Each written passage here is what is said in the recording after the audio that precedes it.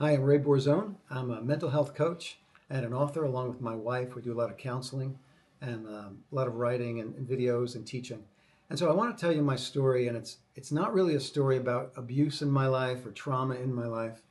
It's really a story of inner struggles that I have, not outer issues, but inner issues that I struggled with. And for me, in my early teens, as a young man, I had a lot of self-doubt, feelings of inadequacy and inferiority. I was very, very shy, and I couldn't get past that. It was holding me back, and I knew it. And in my teens, later in my teens, is when I personally committed my life to follow the Lord Jesus. I accepted Him into my heart in a real powerful, personal way, and that has been life transforming for me. That was a major event in my life, even these many years later.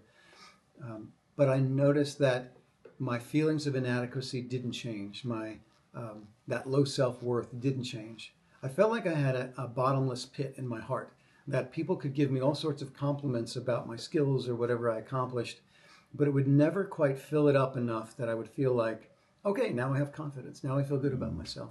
It was a bottomless pit. Compliments would just keep falling in and never reach me. I would deflect compliments a lot of the times. But the Lord began to show me His love for me, which was really the transforming thing. I began to see His love for me. He began to talk to me about who He is as I spent time with Him and tell me more about who I am. But what He began to show me, one of the keys was that I had made a choice. I had a choice, and it was I could choose to accept myself or reject myself. And that I had received self-rejection because of whatever, insults or things that had happened in my life. And I made a choice, and God presented to me this choice, and it was to accept myself, to say, He loves me. Lord, you love me the way I am. You made me the way I am with flaws, and I choose to accept myself, and I turn from self-rejection completely.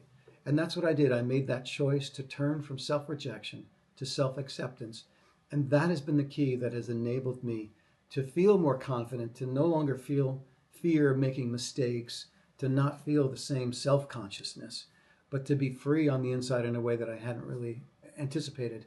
And so there's a chapter in our book about turning from self-rejection to self-acceptance. So we get to see people take on our book and begin to experience the same sort of healing that I experienced in my life. And so I want that for you. I want that for everybody. And so that's what I wanted to share with you today.